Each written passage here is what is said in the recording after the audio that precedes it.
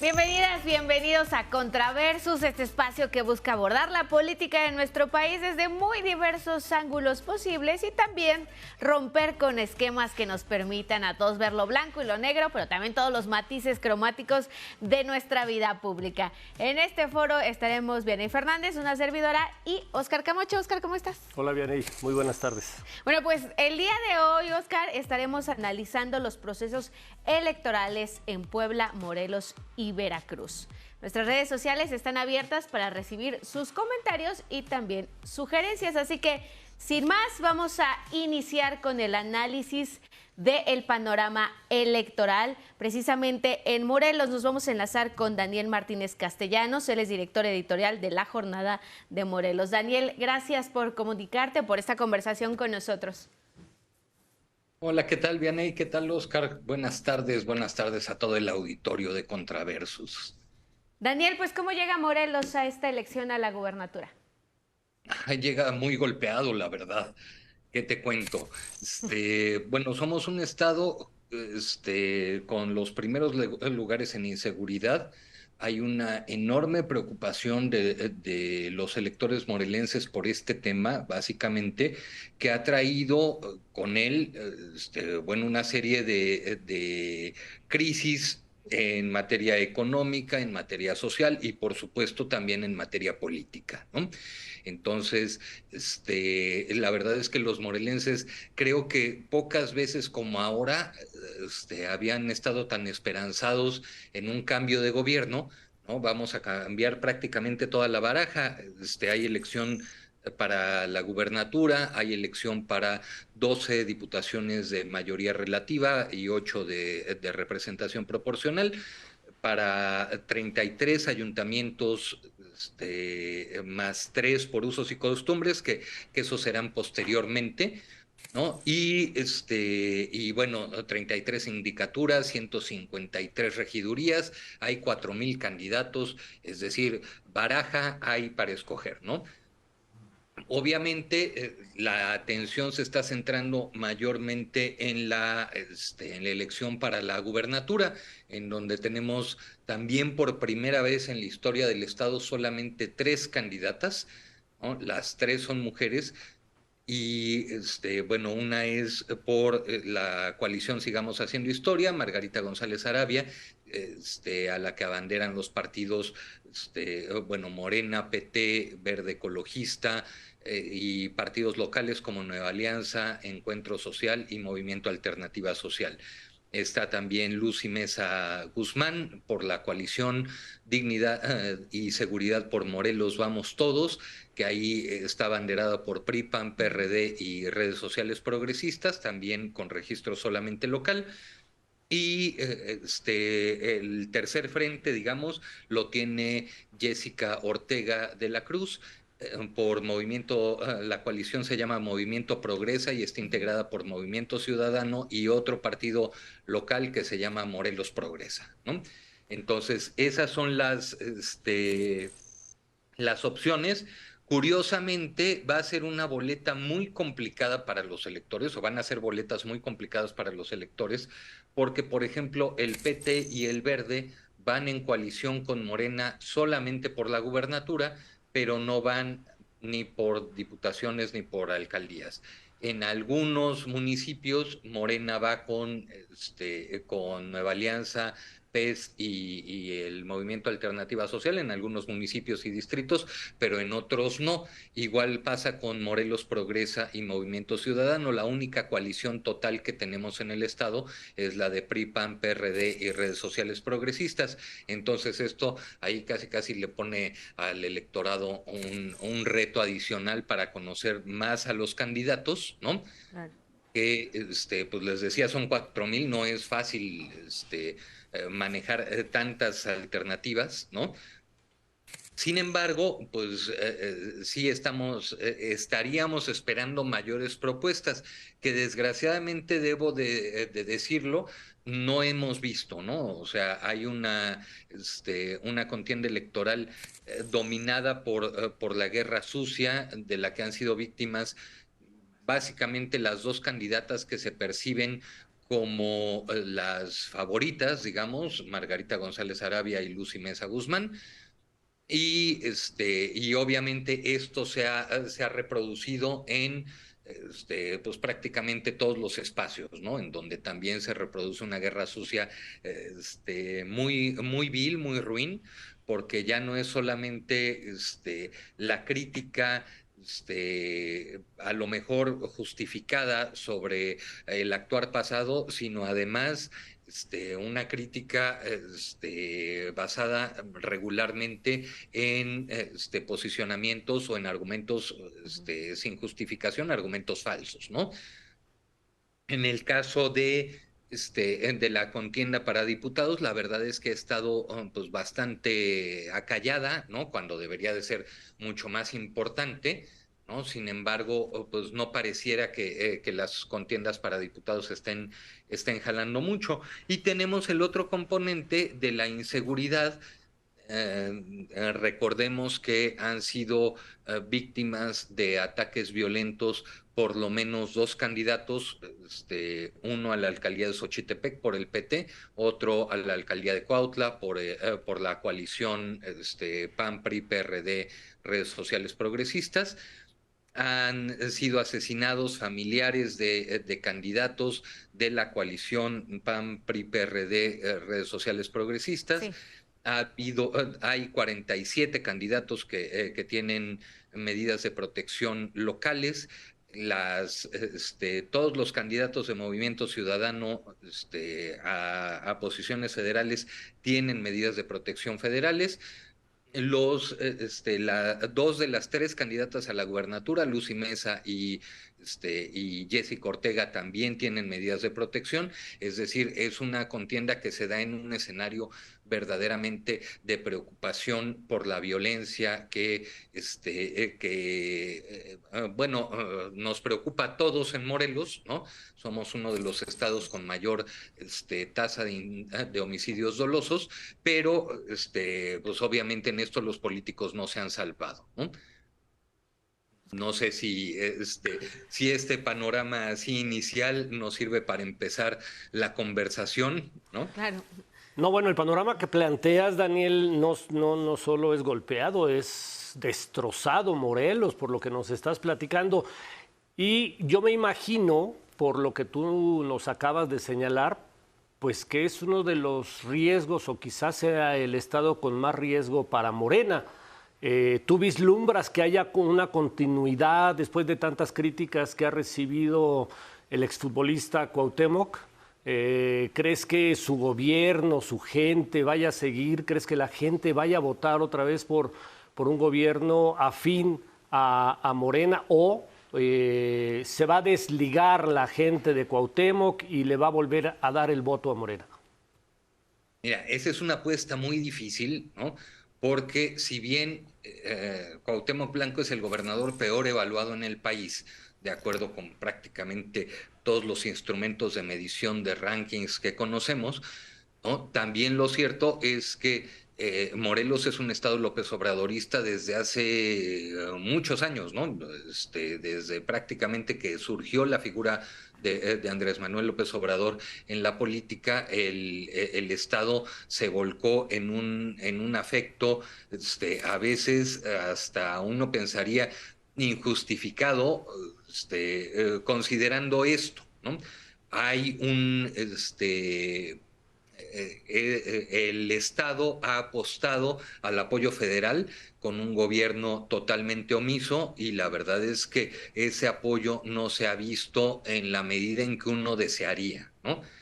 Uno puede entender que pues a lo mejor se está haciendo todo lo posible, pero lo cierto es que en materia de seguridad, por ejemplo, Morelos presume tener exactamente la misma estrategia de seguridad del gobierno federal, ¿no? Y la verdad es que no se ven los resultados que se han dado en otras partes del país. ¿Ves un voto cruzado? ¿Ves que haya la posibilidad de que se dé un voto cruzado, que se vote por Claudia Sheinbaum para la presidencia y por otra fuerza política para la gubernatura, para otras fuerzas políticas en el Congreso, las presidencias municipales? Sí, fíjate que Morelos en eso ha dado ejemplo nacional, yo creo, ¿no? O sea, el voto diferenciado en Morelos es importantísimo.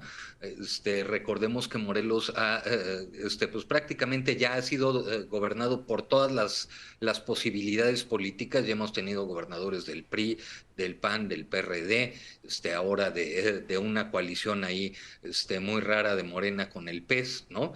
Que resultó pues en un gobernador del Partido Encuentro Social que después se va a Morena, Ujú. ¿no? Pero que pues digamos que en Morena local no lo quieren, ¿no? Se ven Entonces, razones en Morelos para meter a la cárcel a Cuauhtémoc Blanco y por eso estará buscando la diputación. yo creo que, mira, no olvidemos que en abril del 22 la Fiscalía Anticorrupción solicitó al Congreso local tres juicios de procedencia en contra del gobernador para poderlo desaforar y perseguirlo por diferentes delitos, ¿no? No sabemos si tal llegue a un proceso penal que lo meta a la cárcel, digamos, ¿no? Pero sí hay elementos suficientes, de acuerdo con la Fiscalía Anticorrupción local, como para iniciarle procesos penales por delitos como falsificación de documentos, enriquecimiento ilícito, en fin, ¿no? Ujú. Uso indebido del cargo, etcétera. ¿No? Entonces, sí hay además de esto, hay un rechazo social que por supuesto pide castigo a Cuauhtémoc Blanco. Recordemos que Cuauhtémoc Blanco llegó a la gubernatura básicamente bajo la promesa de meter a la cárcel al exgobernador Graco Ramírez, ¿no? Esto no Sí. ha ocurrido y como que el electorado de Morelos ya quisiera ver a alguno de los que, citando justamente a la actual administración, alguno de los que tanto daño le han hecho a Morelos, Ujú. pues pagar todo lo que nos debe, ¿no? Claro. Es que han tenido una larga lista de gobernadores que han sido un desastre por el PAN, Sergio Estrada Cajigal, por el PRD Graco Ramírez, por el PRI. Bueno, ahí hay una larga lista por el PRI y recientemente Cuauhtémoc, ¿no? Creo que la ciudadanía de Morelos merecería otro tipo de gobierno. Sí, sobre todo porque fíjate que estamos hablando de ciudadanos sumamente críticos, ¿no? Y que además saben el poder de su voto.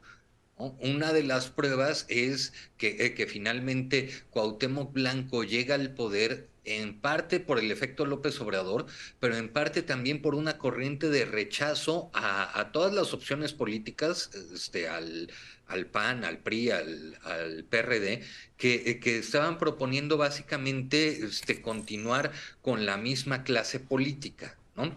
Ahora, pareciera que sí hay un ánimo en muchos morelenses de la restauración, ¿no? Es decir, de volver a Claro. apostar por los políticos, dado que quienes no eran políticos, pues nos han quedado todavía peor, ¿no? Ujú. Claro. Daniel, frente a Sí. la violencia a nivel nacional, se sabe se ha señalado muchísimo el actuar, ¿no?, de la Fiscalía de Morelos, del fiscal Uriel Carmona, pero poco sabemos del actuar de las fiscalías electorales, de los llamados soples también, del árbitro electoral. ¿Cómo va a impactar su actuar o, digámoslo, cómo van a jugar, cómo va a jugar el árbitro electoral en esta elección en Morelos? Mira, yo en el caso de Morelos, en los órganos electorales, la verdad es que veo una enorme imparcialidad, ¿no? Están haciendo lo que pueden con lo que tienen, ¿no? Porque también han sido objeto, no en esta administración solamente, desde la administración de Graco Ramírez, de un ahorcamiento financiero que les impide, por ejemplo, procesar quejas electorales que, como ustedes saben, cada vez son más, Ujú. ¿no? Y en el caso de Morelos, por ejemplo, han crecido en más de 600% el número de quejas electorales del proceso anterior a lo que va de ¿no? Y tenemos una comisión de quejas integrada por tres consejeros que tiene, si mal no recuerdo, son tres empleados, ¿no? Para desahogar todas estas quejas que a menudo además con cierta trampa de los actores políticos, ¿no? Porque depositan, haz de cuenta, por un acto público, depositan una queja en contra de uno de los actores políticos. Cuando se les rechaza, depositan por ese mismo acto público, pero por otra conducta, la misma, otra queja, ¿no? Y finalmente, pues van cargando mucho más de trabajo a la autoridad electoral, que finalmente ya había dicho que no era procedente el recurso, ¿no? Claro. Oye, Daniel, hay un elemento. ¿Está influyendo el narcotráfico en las elecciones? Yo estoy seguro de que sí, ¿no? Los ataques, yo no quiero pensar, a lo mejor peco de inocente, pero yo no quiero pensar que ni el equipo de Margarita González, ni el de Lucy Mesa, ni el de Jessica Ortega, fueran capaces de estos ataques que se han dado o de las amenazas que han recibido los candidatos que han requerido medidas de protección, ¿no? Esta serie de ataques para intentar amedrentar, para intentar bajar de la contienda.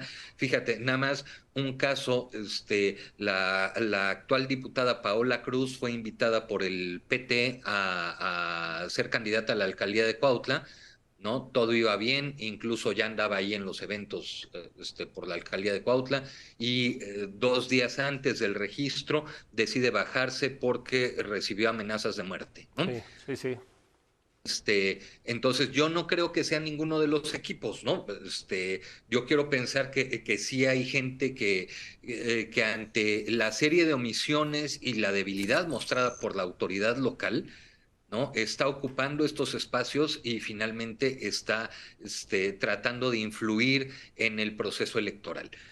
Hay desde el año pasado, fíjate, el comisionado estatal de Seguridad Pública, José Ortiz Guarneros, había dicho que conforme se acercaran los tiempos electorales iba a aumentar la violencia y que esto debería de considerarse pues casi como algo natural, ¿no? Claro. Sí. Bueno, pues, desgraciadamente sus pronósticos se han cumplido, y se han cumplido entre otras cosas porque además no se ha visto un cambio de la estrategia de seguridad de la autoridad, preparándose para esto que ya sabía que iba a venir, ¿no? Daniel, se nos acaba el tiempo, pero no nos queremos ir sin antes preguntarte tu pronóstico. En un estado dices tú que hoy se define como López Obradorista, pero con tradición de un voto cruzado. ¿Cómo prevés tú que termine la elección del 2 de junio? Mira, yo creo que va a terminar muy cerrada, ¿no? Al círculo al que te acerques, te dicen que quien va a ganar es Margarita González o quien va a ganar es Lucy Mesa, ¿no? Según cada círculo, todos estos círculos relevantes, ¿no? Círculos de conocedores. Las encuestas, pues hay algunas encuestas que ponen muy arriba a Margarita y otras encuestas que ponen arriba a Lucy Mesa, ¿no? Lo que se escucha en la calle es una percepción de que la elección realmente va a ser muy cerrada, ¿no? De que muy probablemente vaya a terminar en tribunales, ¿no? La resolución, y bueno, pues esperemos que mucha gente salga a votar. Además, Morelos tiene una tradición de alta participación electoral, ¿no? Entonces esperemos que esta participación se verifique y que finalmente gane quien los morelenses realmente quieran, porque lo que menos necesitamos ya en el Estado es continuar con la polarización natural de las campañas políticas durante prácticamente toda la administración pública, ¿no? Daniel Martínez, director editorial de La Jornada de Morelos, te agradecemos esta conversación y sobre todo el análisis. Muchísimas gracias, Daniel. Gracias a ustedes, Oscar, Vianey, muchas gracias a todo el auditorio. Estamos para servirles.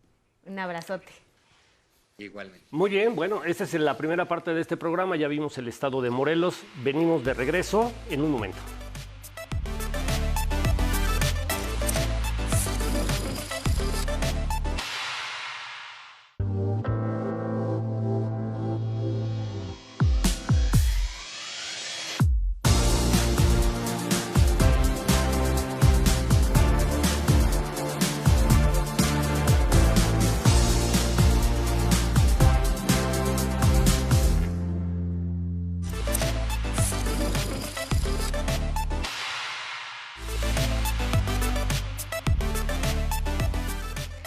Continuamos en Contraversus. El día de hoy estamos haciendo un análisis del escenario político de 3 de las 9 entidades que el próximo 2 de junio van a renovar, entre otras cosas, también la gubernatura. Estamos hablando de Morelos, Veracruz y Puebla. Precisamente para hablar sobre esta última entidad, nos acompaña Mónica Camacho, periodista de la Jornada de Oriente en el estado de Puebla. Mónica, gracias por esta conversación en Contraversus. Es un gusto, Vianey. Es un gusto, Oscar. Gracias. Gracias. Mónica, decíamos, van a renovar gubernatura, una figura política que ha estado, digamos, en un escenario demasiado convulso, ¿no? Recordemos, una gobernadora murió en un accidente aéreo. Posteriormente llega otro gobernador, Luis Miguel Barbosa, que también falleció por una enfermedad, y luego se realiza una elección extraordinaria.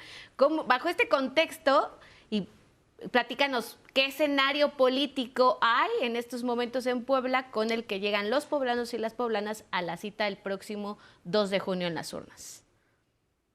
Pese a que Puebla ha vivido un escenario complejo, como bien lo comentas, por esta continua renovación de titulares del Poder Ejecutivo, la elección se está desarrollando con normalidad.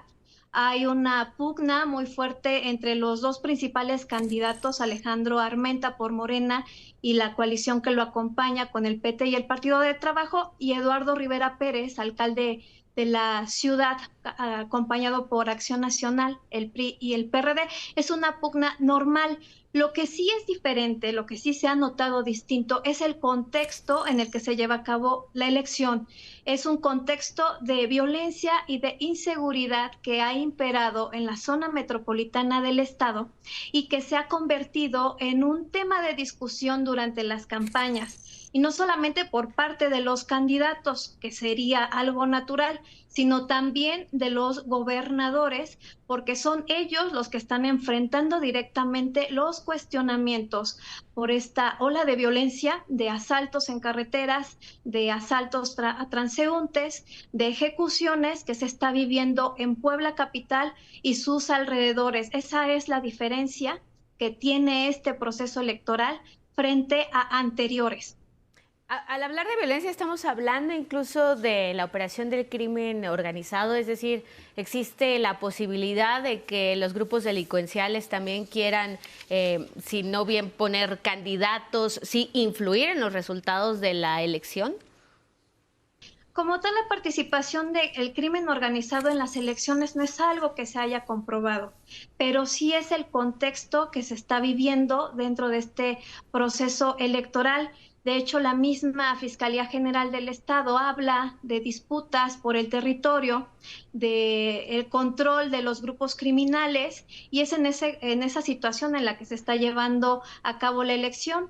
También hay que decir que esta violencia ha alcanzado al mismo proceso electoral, con el asesinato de un candidato de Morena a la alcaldía de Acatzingo, poco antes de que arrancaran las campañas.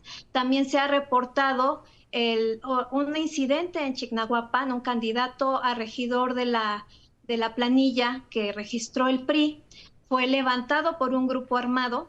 Entonces están estos incidentes de violencia que sí están alcanzando al proceso electoral. No podemos decir que sea directamente la participación del crimen organizado, es algo que tienen que esclarecer las autoridades, la Fiscalía General del Estado, pero sí hay mucha preocupación. Cada vez son más las solicitudes de los aspirantes, de los candidatos, para tener protección especial por este clima de inseguridad que se vive y que no se había vivido en otra elección.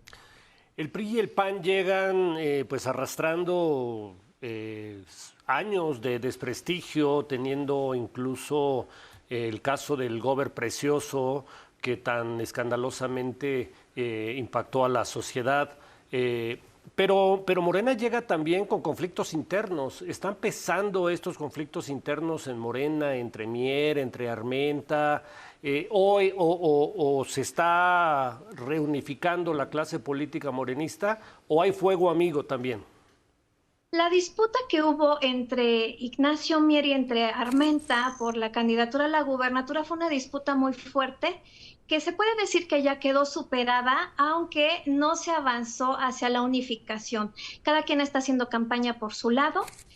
pero no se están golpeando entre ellos mismos. Al menos esa etapa ya quedó de lado. Lo que está viviendo Morena es una gran inconformidad de sus bases porque aceptó a una ola de operadores del PRI, de candidatos del PRI, y que los ha postulado incluso para diversos cargos de elección popular, mientras los fundadores, los que trabajaron por la constitución de este partido político, quedaron totalmente desplazados a candidaturas que no tienen mucha relevancia. Entonces, sí hay mucha inconformidad.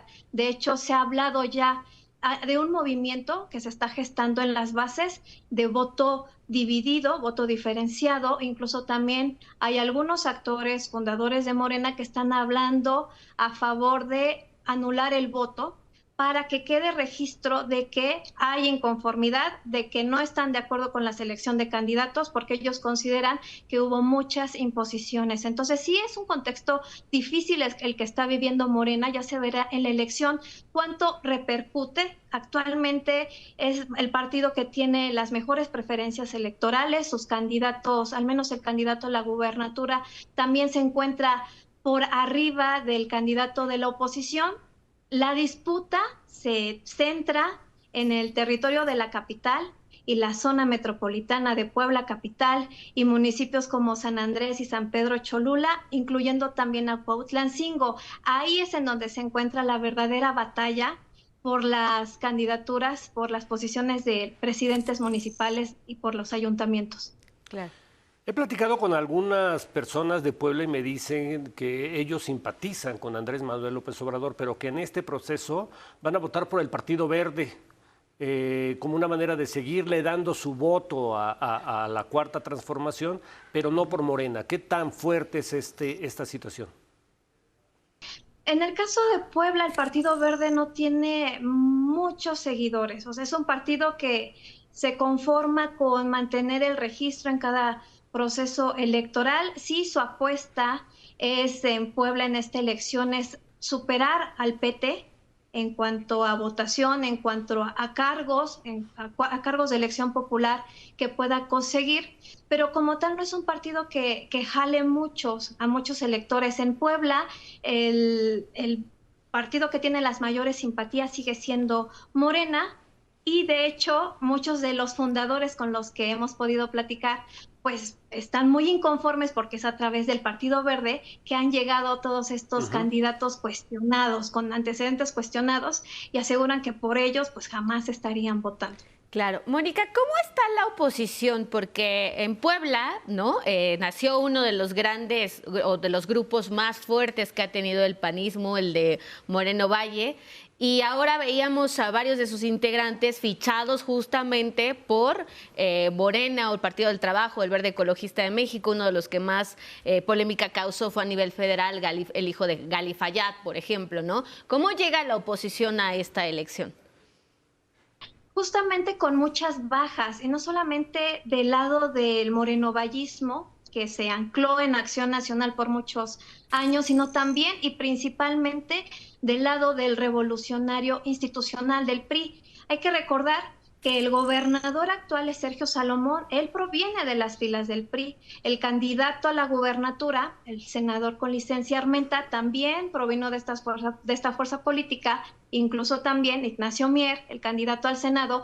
Entonces esto ha hecho que sea un movimiento natural de muchos priistas que están participando en Morena, y de hecho es la mayor parte de los exdirigentes del PRI ya están en Morena, operando a favor de Morena.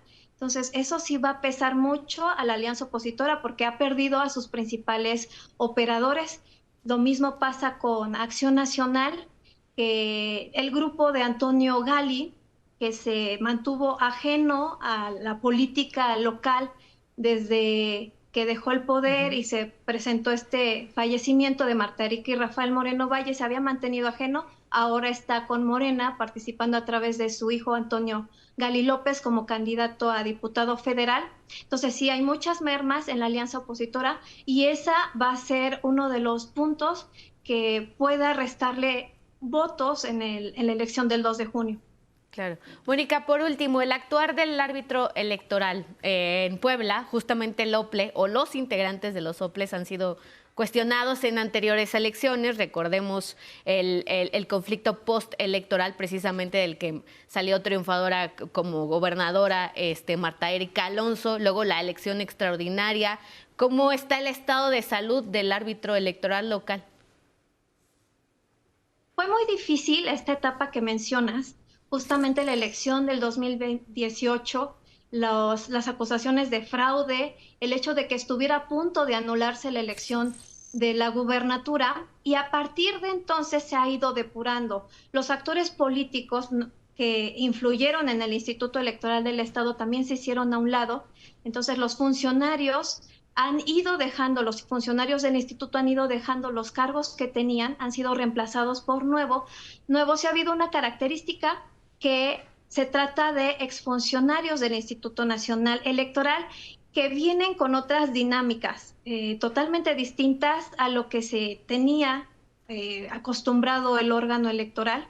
Entonces sí ha tratado de profesionalizarse, ha habido un esfuerzo de estos nuevos funcionarios por mejorar sus procesos, porque uno de los puntos que fue muy cuestionado fue justamente en el 18, el cuidado de los paquetes electorales, esta cadena de custodia que se rompió. Entonces sí hubo un esfuerzo por garantizar que la bodega cumpliera con todos los requerimientos y también para cumplir con los procesos tan normales como son el registro de candidaturas. Ha habido un esfuerzo también muy importante por parte del instituto para llevar todo en orden y evitar que haya estas acusaciones de sesgo hacia alguna fuerza política.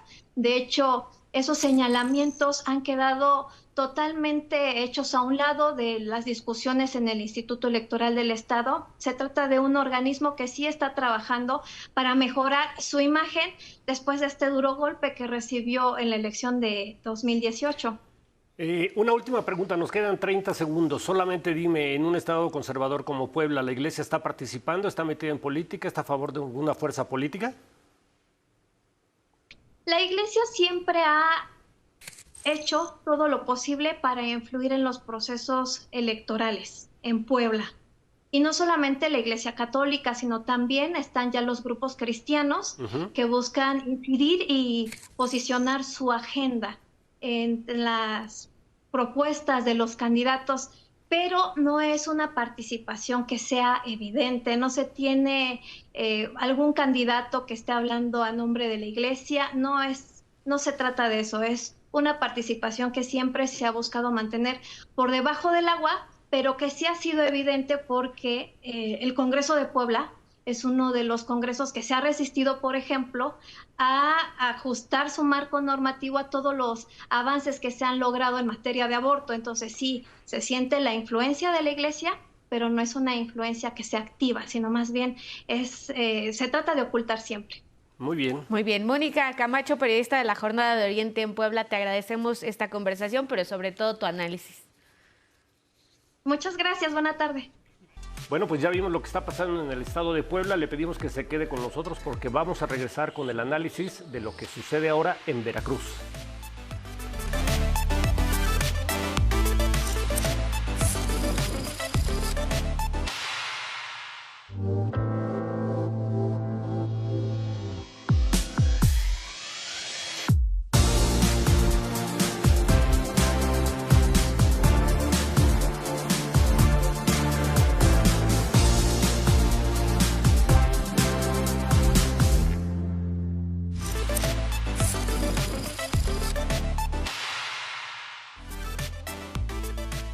Ya estamos de vuelta en Contraversus. Ante la renovación de gubernaturas en 9 entidades del país, estamos analizando los escenarios políticos que hay el día de hoy en 3 entidades. Me refiero a Morelos, Puebla y Veracruz. Precisamente para hablar sobre este último estado, está con nosotros Yair Aranda. Él es subdirector de noticias de Radio Televisión de Veracruz. Yair, gracias por esta conversación en Contraversus. No, gracias a ustedes por la invitación, mucho gusto en saludarles. Yair, pues creo que la elección en Veracruz es de la que más se habla, de la que más polémica hay, que si guerra sucia, que si acusaciones, que si los candidatos, que si las conformaciones de grupos al interior de cada una de las coaliciones. Cuéntanos, ¿qué elementos están jugando en la elección a la gubernatura para este próximo 2 de junio? Así es, como bien lo mencionas, en Veracruz, pues el proceso inició con una guerra sucia, pues bastante fuerte, y esto directamente contra una de las candidatas. En este caso se trata de Rocío Nale García, quien es la candidata a la gubernatura por la coalición Sigamos Haciendo Historia en Veracruz, por los partidos de Morena, Partido del Trabajo, Partido Verde Ecologista de México y Fuerza por México en Veracruz. Justamente los ataques han sido dirigidos hacia ella desde el inicio de esta campaña. Recordemos que Rocío Nale fue la secretaria de Energía durante la actual administración federal por parte del presidente Andrés Manuel López Obrador. Y bueno, a raíz de todo este suceso, pues comenzó por parte de la oposición del candidato José Francisco Yunes Zorrilla de la coalición Fuerza y Corazón por Veracruz, quien comenzó con estos ataques, y eso a través de terceras personas. Porque fue con un tuitero, con un empresario de Veracruz, quien comenzó estos ataques a través de las redes sociales de Twitter, dando a conocer supuestas propiedades. Es como se comenzó con esta guerra, con esta confrontación, de la cual tomó partida también el candidato de la oposición, para posteriormente comenzar con estos dimes y diretes, a los cuales también se sumó el candidato del Partido Movimiento Ciudadano, Hipólito de Shams Espino Barros, quien también se sumó a esta confrontación, y él también para dar a conocer pues parte del pasado del candidato José Yunes en Veracruz, que es el candidato de esta alianza del PAN, PRI y PRD. Entonces, entre los tres han comenzado pues este tema de los dimes y diretes, pero sí ha sido pues todo un proceso donde se ha visto pues muchas cuestiones de declaraciones, pero también de encuestas muy a modo. Ha sido todo un tema Veracruz. Yair, detrás de esta guerra sucia, muchos han ubicado precisamente a un personaje que en su historia tiene una serie de acusaciones muy graves. Se cuenta que detrás de esta campaña está realmente quien está operando todo un personaje que se llama Miguel Ángel Yunes Linares, hay que decirlos con todas sus letras. Un personaje a quien se le tiene documentado que fue porro cuando fue estudiante, un personaje que boicoteó la campaña de Cuauhtémoc Cárdenas en el 88, un personaje que estuvo en el ISSSTE con toda una serie de tropelías, un personaje que está señalado en el libro de Lidia Cacho, Los demonios del Edén, de haber participado en actos de pederastia en Cancún. Realmente Miguel Ángel está participando. Esta historia negra contará otro capítulo más de este personaje en Veracruz.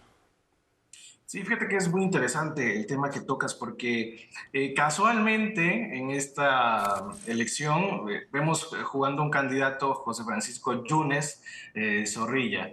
Por otro lado, vemos que el candidato a la senaduría es Miguel Ángel Yunes Márquez, Ajá. hijo de Miguel Ángel Yunes Linares, que casualmente es el candidato suplente de su hijo. Exacto. A quien dicen, o a quien, bueno, aparentemente así está la situación, que el hijo, una vez en dado caso de llegar al Senado, dejaría el puesto para que su papá, en este caso Miguel Ángel Yunes Linares, tome el cargo como senador suplente. Y bueno, pues detrás de todo esto que comentas, sí, Arturo Castañé, que es este empresario y tuitero que comenzó con esta serie de documentos que comenzó a exhibir a través de redes sociales, y que justamente ya Rocío Nale presentó una denuncia en contra de este personaje por daño moral y otras acciones más ante la Fiscalía.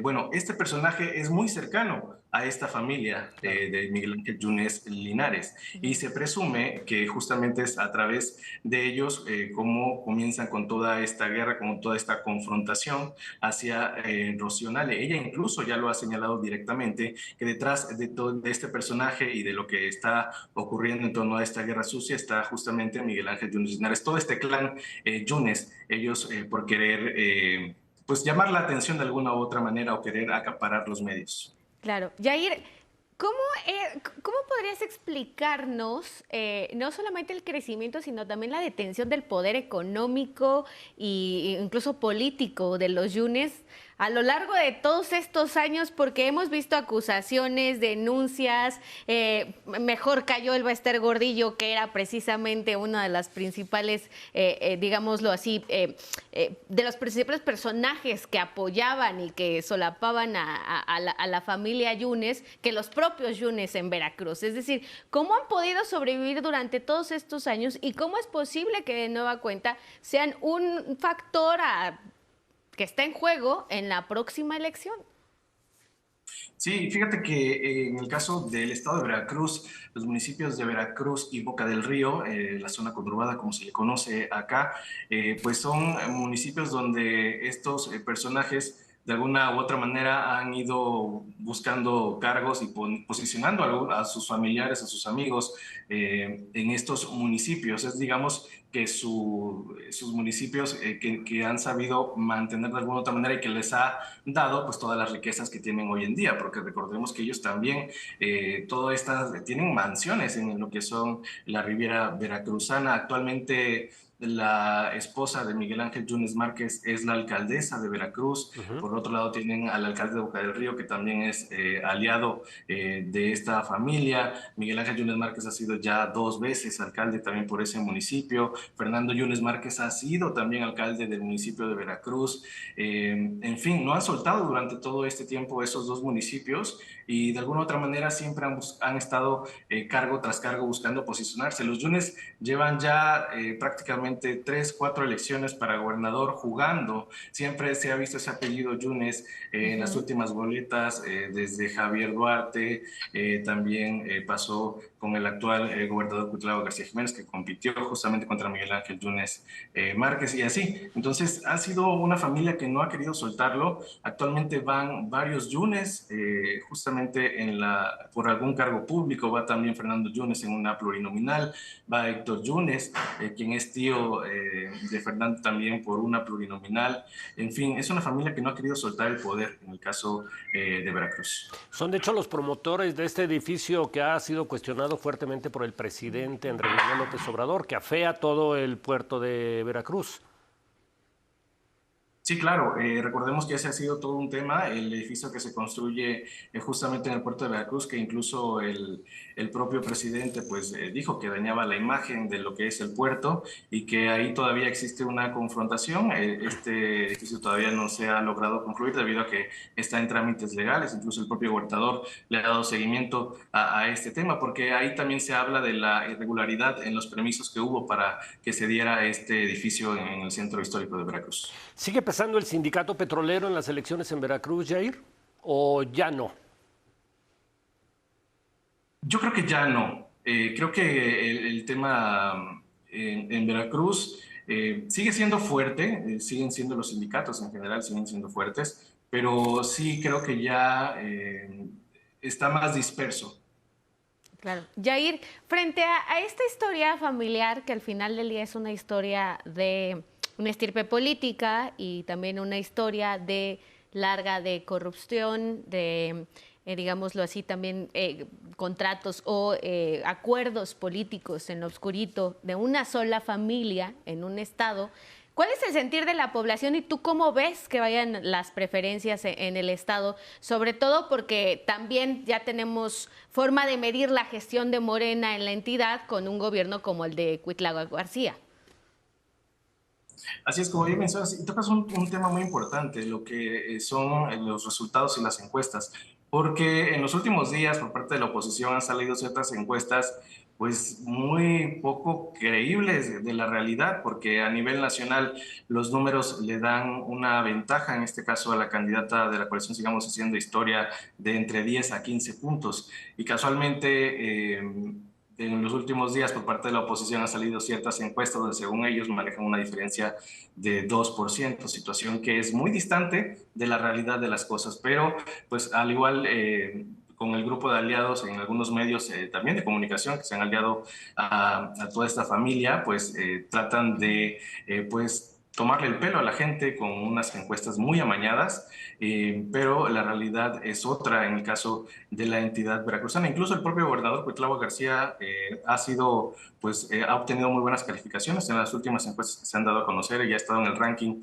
de gobernadores. Entonces, creo que las encuestas es un tema que sí están en estos momentos favoreciendo en este caso y le dan una ventaja pues muy por arriba a lo que es a la candidata de la coalición Sigamos Haciendo Historia en Veracruz, que es Rocío Nale. No es la encuesta que le da estos 2 puntos a Yunes, no es la misma que es la única que le da triunfo a Xóchitl Gálvez a nivel nacional, Masip Kohler. Es exactamente la misma. Qué casualidad. Qué casualidad, exactamente. Sí, tal cual, o sea, digo, es una diferencia que ya incluso lo ponen a él arriba y si ves las mediciones nacionales. Yo he visto encuestas que incluso le dan 20% a Nale, ¿esto es cierto? Sí, claro, hay unas encuestas, justamente las de esta semana, hay una de ellas que le da justamente un 20% por arriba, en este caso a Rocío Nale, otras más como la del Financiero le da un porcentaje de 10, 12%, pero sí, y estas son las de esta semana, claro, justamente. Claro. Yair, por último, uno de los factores, ¿no?, en esta elección al que se le ha puesto atención y se le debe poner atención es la violencia. En el caso de Veracruz, ¿cómo juega este factor para las elecciones del 2 de junio? Justamente el día de ayer se le cuestionó al gobernador Cuitlahua García sobre este tema y dijo que hay una coordinación con el organismo público local electoral y justamente se le está brindando también la atención a aquellos candidatos que deseen seguridad, pero que por el momento no ha sido necesario. Y también garantizó a la ciudadanía justamente unas elecciones seguras. En el caso del estado de Veracruz, dijo que hasta el momento no hay ningún foco rojo por atender en la entidad veracruzana y que el día de la elección se desplegarán pues justamente operativos a lo largo de la entidad para que la elección se desarrolle de manera segura. Muy bien. Pues te agradecemos muchísimo tu participación, Yair, en este análisis que hemos venido haciendo y esperamos contar contigo para la siguiente ocasión. No, muchas gracias a ustedes por la invitación y claro, estamos pendientes para seguir dándole pues cobertura a todo lo que ocurre en el estado de Veracruz referente a esta elección por la gobernatura. Muy bien, Yair, muchas gracias. Bueno, pues ahí está el análisis de las 3 entidades, Morelos, Puebla y Veracruz. En el caso de acuerdo con lo que nos dijeron los expertos, ¿no?, nuestros compañeros periodistas, en el caso de Veracruz y también de Puebla, todo apunta a que será la coalición Sigamos Haciendo Historia. Hasta este momento las preferencias, hasta ahora, según las encuestas, lo que ven los periodistas y la que ponen ahí el foquito rojo de un posible empate y que se pueda judicializar es el caso de Morelos, Oscar. Muy interesante. Bueno, pues aquí le hemos traído este servicio informativo, este servicio de análisis para que usted vea cómo se está transcurriendo no solo el proceso presidencial, que es importante, sino también los procesos en los estados de nuestro país. Le agradecemos muchísimo y esperamos pues que esté con nosotros la próxima semana aquí en Contraversus, la política por atrás y por delante. Muchísimas gracias.